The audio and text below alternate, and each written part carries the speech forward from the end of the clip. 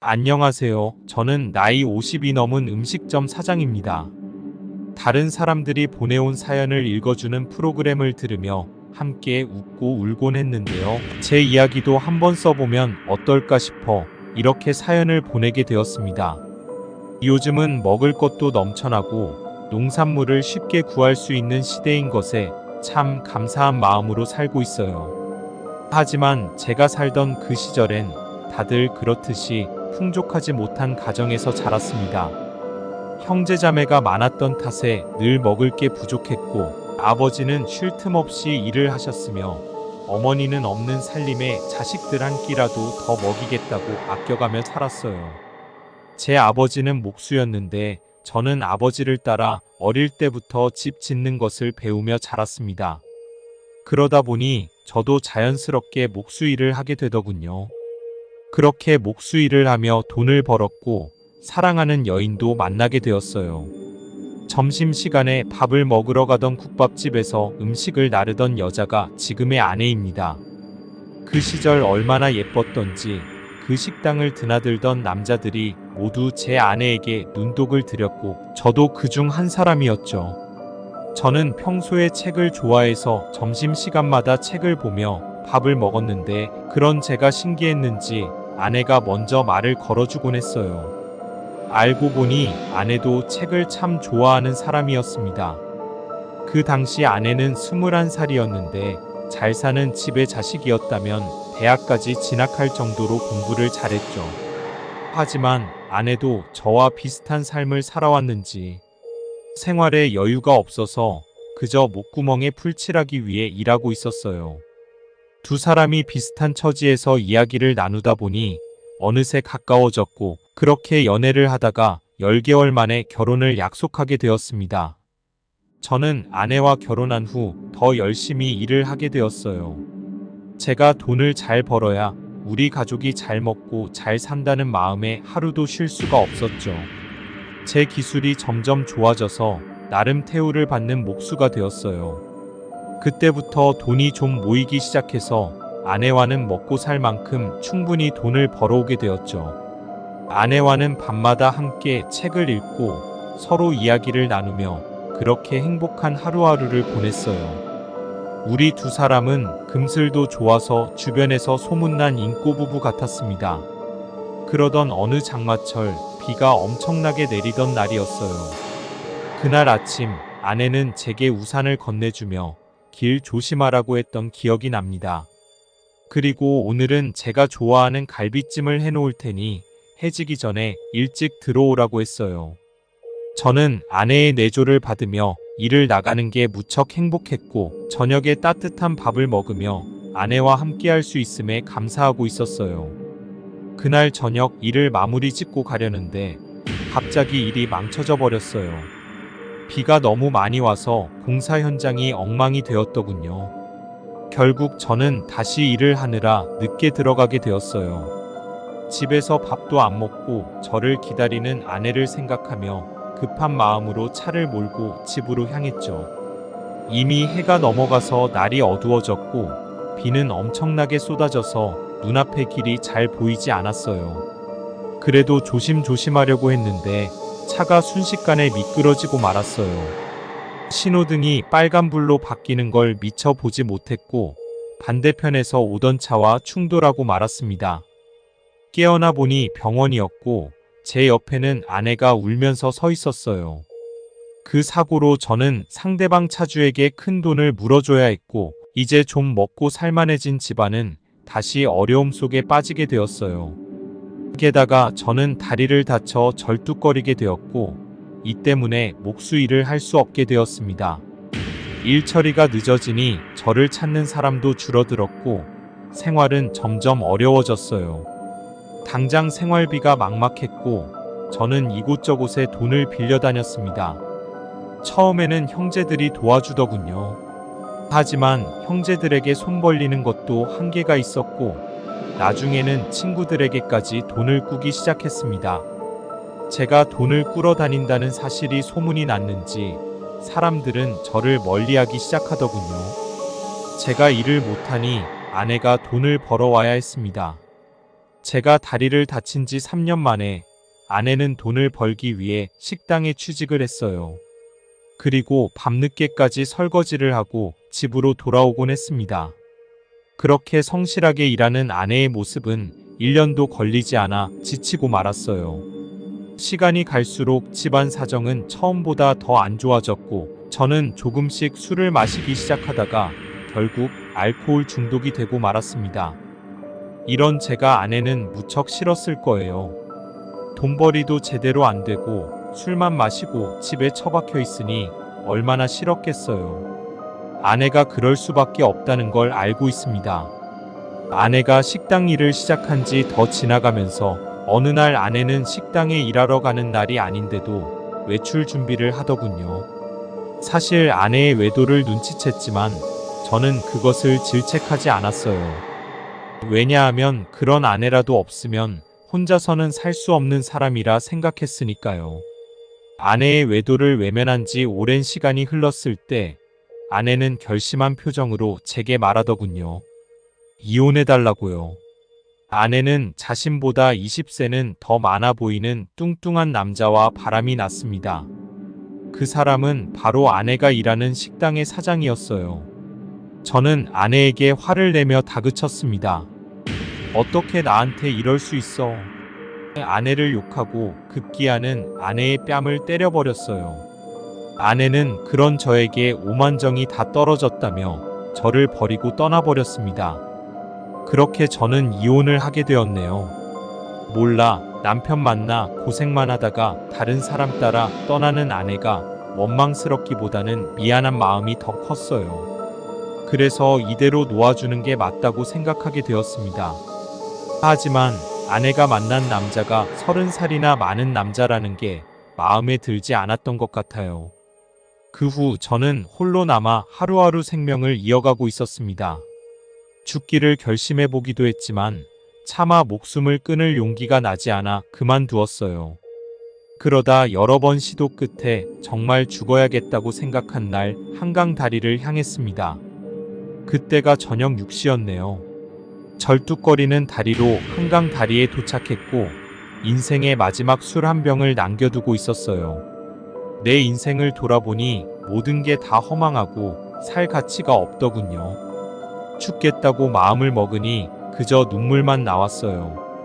마지막 술잔을 남겨두고 자리에서 일어나 난간에 올랐는데 누군가 저를 붙잡아 당겼습니다. 그 사람은 수염이 덥수룩한 한 남자였어요. 제 또래로 보이는 그 남자는 저를 끌어올리며 말하더군요. 저기 잠깐만요. 혹시 이거 소주 안 드실 거예요? 뭐요? 이러다 안 마실 거면 제가 먹어도 되냐고요. 어이가 없어서 다 죽고 나서 먹든지 말든지 자네 마음대로 하시오라고 했죠. 아니, 그래도 허락은 받아야죠. 그런데 아저씨 배고파요. 삼겹살에 소주 먹으러 갈까요? 같이 가요. 당신은 가던 길이나 가세요. 내가 아저씨한테 꼭 할 말이 있어서요. 같이 술 한 잔만 해주시면 안 될까요? 정말 어이가 없구만.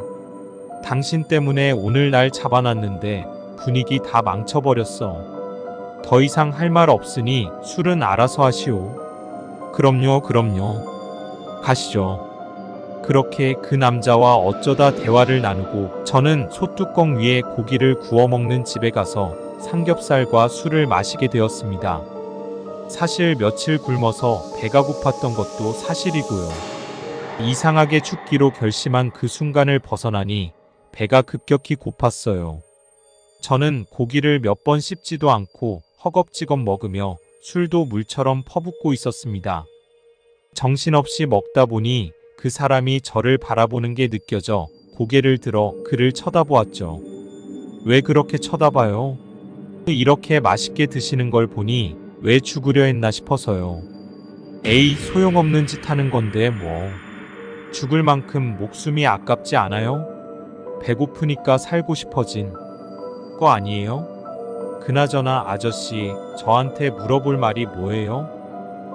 혹시 아저씨도 자식을 잃은 사람인가 해서요. 그딴 거 없어. 그런데 꼭 자식을 잃어야만 뛰어내려야 하나? 그럼 왜 그러셨어요? 그 남자의 말에 이상하게 대답이 슬슬 나오더군요. 아마 술 기운 때문이었던 것 같아요. 다 잃었으니까. 돈도 아내도 다리도 다 잃었으니까. 그 남자는 말없이 저를 쳐다보다가 잔을 따라 마시더군요. 그런데 당신은 왜 그 시간에 거기에 있었어요? 혹시 당신도 나처럼 뛰어내리려고 그랬나? 아, 어떻게 아셨어요? 참, 사람 진지함이라고는 눈 씻고 찾아봐도 안 보이네. 그 사람과 이런저런 이야기를 나누다가 둘 다 술이 많이 취해 근처 여관에서 하룻밤을 지냈어요. 그리고 다음날 그 사람이 어디로 가는지 궁금해서 따라가게 되었습니다.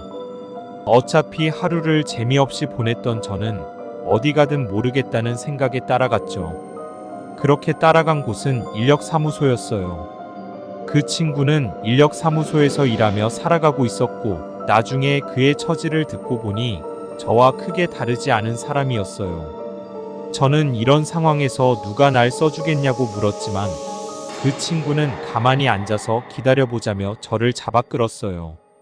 그리고 잠시 후 저는 정말로 한 공사장에서 일을 하러 나가게 되었습니다. 그 친구와 함께 어울리며 같이 일을 하게 되었어요.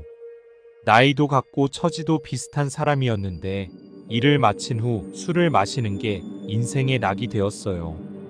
그 후로 그 친구에게 많은 도움을 받으며 살았습니다.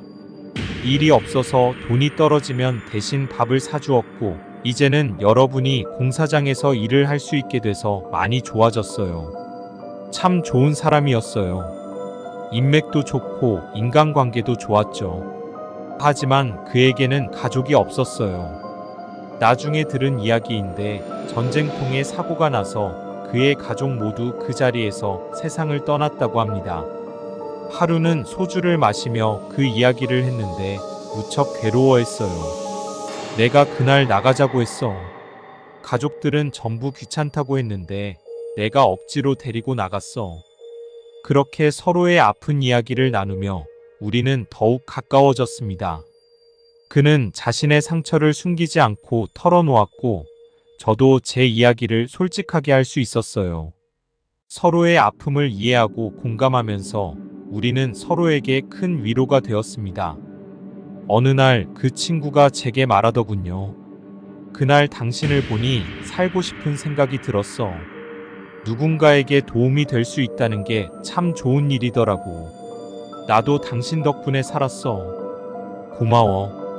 그렇게 우리는 서로에게 감사하며 하루하루를 보냈습니다.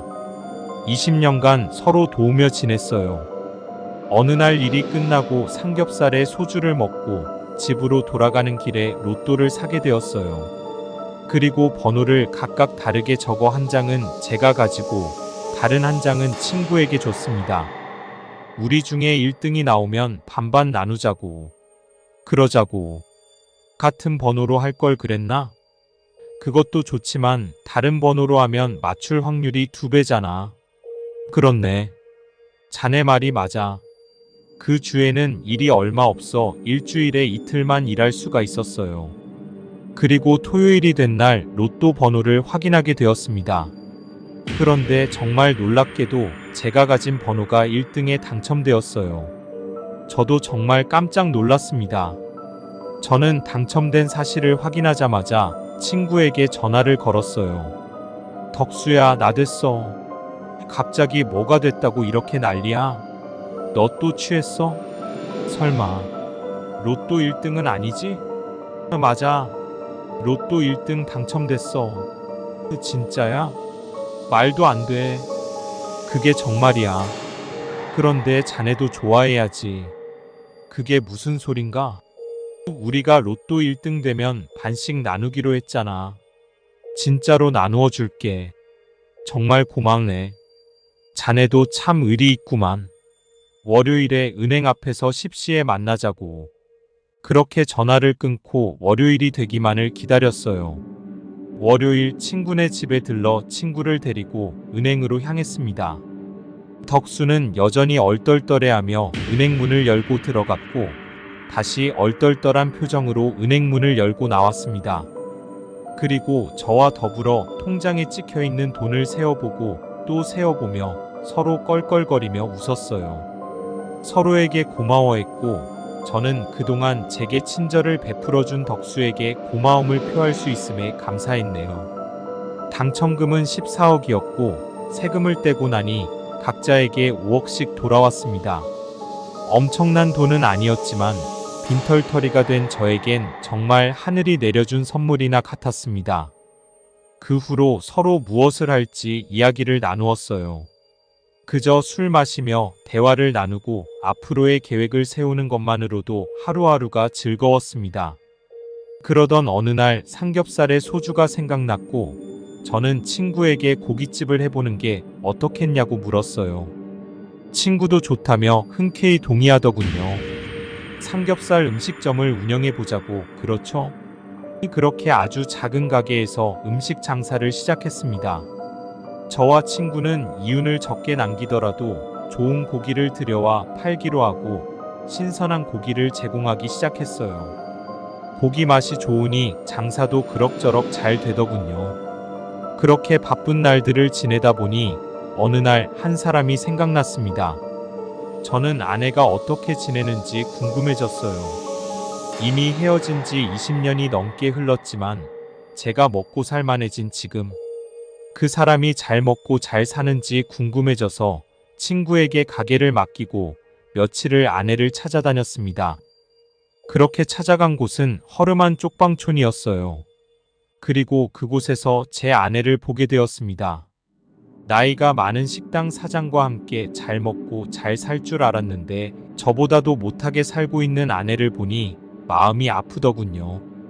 당신 여기서 왜 살고 있어? 그 남자랑 결혼한 거 아니었어? 이 질문에 아내는 말이 없었어요. 아는 사람이 왜 이렇게 안 좋아 보여? 아무것도 아니에요. 그냥 그렇게 된 거예요. 저는 더 그곳에 머물며 아내의 상태를 살피고 싶었지만 아내는 쉬고 싶다며 들어가려는 걸 거부했어요. 저는 어두운 표정으로 가게에 돌아왔고 덕수가 달려나와 물었습니다. 만나고 온 거야? 어떻게 잘 살고 있든? 차라리 아주 상태가 안 좋더군. 얼굴도 어디가 안 좋아 보여. 몸이 안 좋아 보이는데 도대체 뭐가 어떻게 된 건지. 그래서 말인데 나 하루만 가게를 비워야 될 것 같은데 어쩌지? 걱정하지 말게. 그나저나 자네 아내가 걱정이네. 저는 한숨으로 대답을 대신하고는 다음에 다시 아내를 찾아보았습니다. 아내 집 앞에 다다르자 집안에서는 신음소리가 새어나왔어요. 인기척을 느끼고 문을 두드렸는데 문이 저절로 열려서 안을 들여다보게 되었죠. 아내는 정신을 못 차리고 널브러져 있었습니다. 제가 집 안으로 들어와도 아무런 반응이 없어 가슴이 철렁했고 아내를 확인해 보니 안색이 어제보다 더 안 좋아져 있었어요. 여보, 왜 이래? 정신 차려요. 저는 바로 119에 신고를 했고 아내와 함께 구급차로 병원으로 향했습니다. 병원에 도착해 이런저런 응급처치를 받고 나서 의사에게 아내의 상태를 물었죠. 아내는 바이러스에 의한 폐렴으로 세균 감염을 일으켜서 위험한 상태였다고 했습니다. 그동안 면역력이 많이 떨어져서 그런지 몸이 더 크게 반응을 한 것 같다고 했습니다. 의사는 마스크를 쓰고 보호장비를 착용하라고 하더군요. 저는 아내가 정신을 차릴 때까지 옆을 지켜주었습니다. 다행히 아내는 죽지 않고 살아났고 저를 보자마자 눈물을 터뜨리며 한없이 미안하다고 했어요. 저는 조심스레 아내를 토닥이며 진정을 시켰습니다. 아내는 큰 소리로 울고 나니 마음이 편해졌는지 조용한 목소리로 그동안의 일을 제게 말했어요. 이야기를 모두 듣고 난 후에 전 너무나 복잡한 감정이 들었습니다. 한동안 서로 아무 말도 하지 않았고 아내는 많이 피곤했는지 다시 잠에 들었어요. 아내는 저를 떠나 30살 많은 식당 사장을 따라 나서고 나서 계속 불륜 상대로 지내왔다고 했어요. 사장은 자신이 이혼했다고 속였고 아내에게 접근했으며 결혼하자고 했습니다. 하지만 아내는 집을 나오겠다고 하며 저를 떠났고 그 사람과 함께 살게 되었어요. 알고 보니 그 남자는 딸이 둘이나 있었고 아내에게는 남이었어요. 그리고 결혼하자고 거짓말하며 만나본 전원을 미루고 10년이라는 시간이 흘렀다고 합니다. 아내도 나이가 들고 그 이후에는 식당에 남자가 대놓고 아내를 떨쳐내기 시작했다고 하네요. 그 후로 아내는 식당 일을 전전하며 근근히 살았다고 합니다. 살면서 중간에 사기도 당하고 돈마저 다 털려서 쪽방촌까지 들어가게 되었다더군요. 저는 아내와 헤어진 후 저만의 인생에 집중하며 지냈는데 아내도 평탄하지 않게 살아온 인생 이야기를 들으니 마음이 아팠어요. 차라리 잘 먹고 잘 살았으면 더 마음이 편하겠다는 생각마저 들었어요. 저는 아내를 병실에 놔두고 휴게실에 앉아 덕수에게 전화를 걸었습니다. 덕수야, 혹시 말이야, 내가 아내랑 같이 살겠다고 하면 뭐라 할 건가? 그 인생사 별거 있나? 우리가 살면 얼마나 더 살겠어?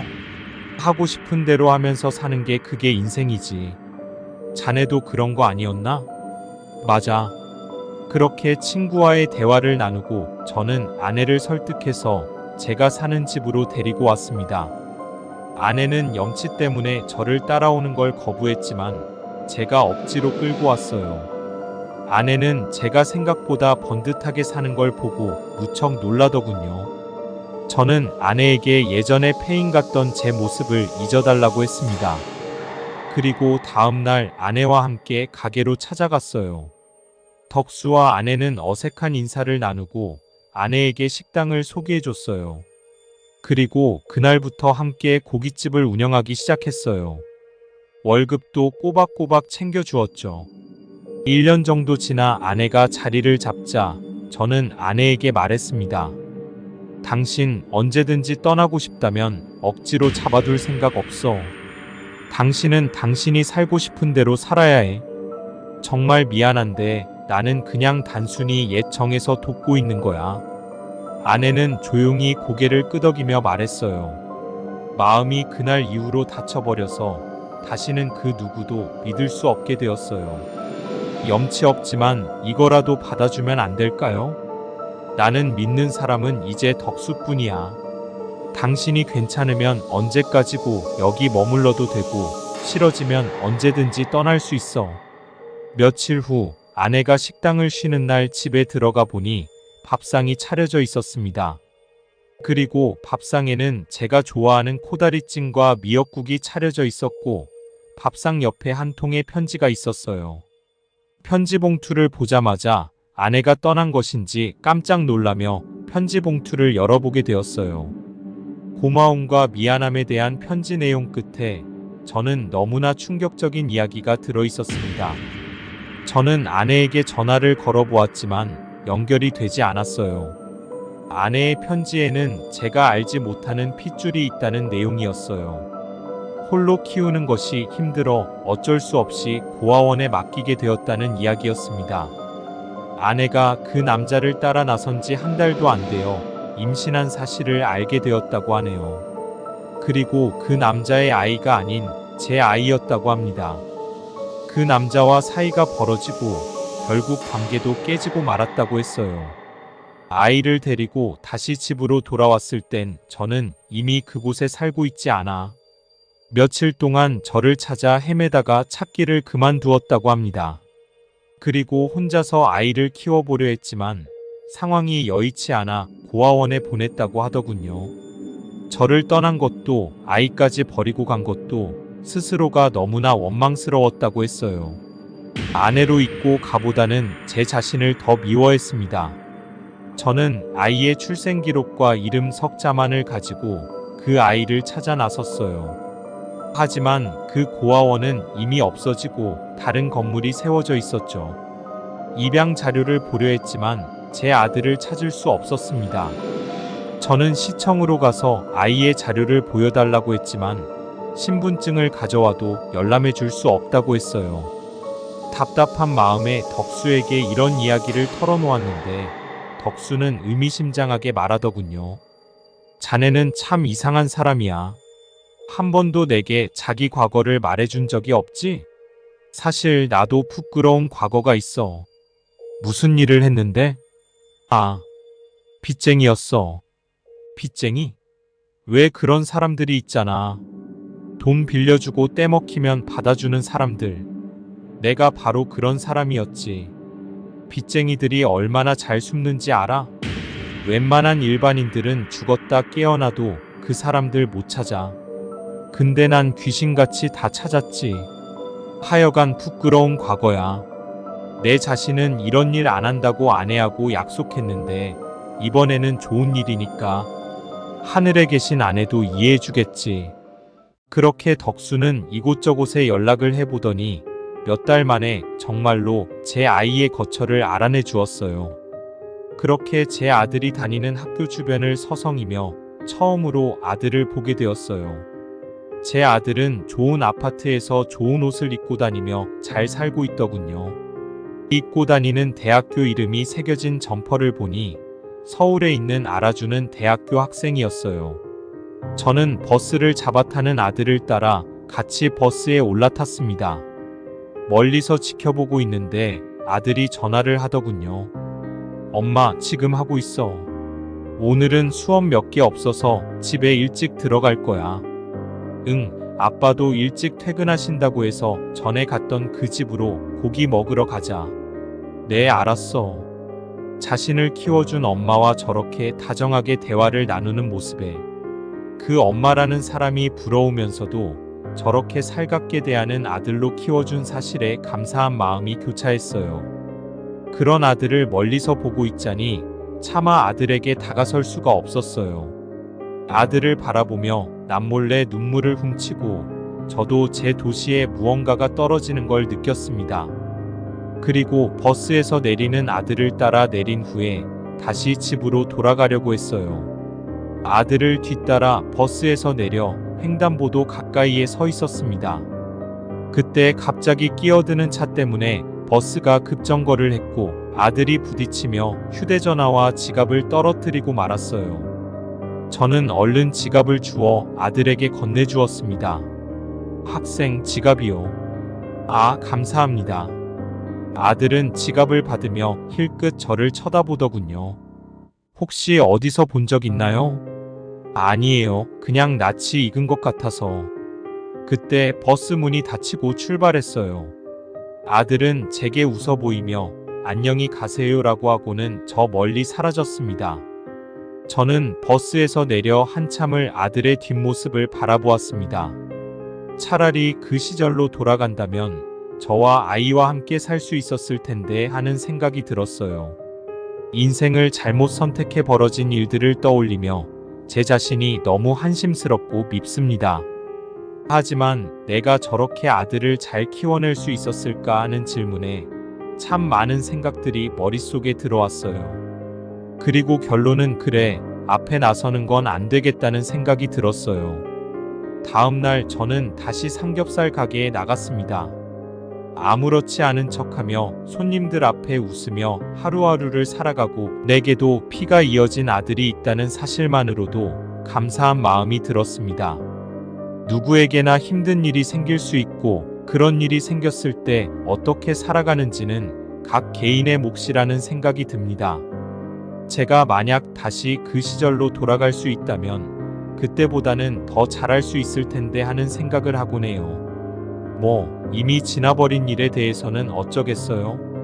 이제 남은 삶은 열심히 후회 없이 사는 게 중요하겠지요. 이야기를 들어주신 여러분, 감사드리며 오늘도 힘차고 의미 있는 하루 보내시길 바라겠습니다. 제 이야기는 여기까지입니다. 긴 글 끝까지 읽어주셔서 감사합니다.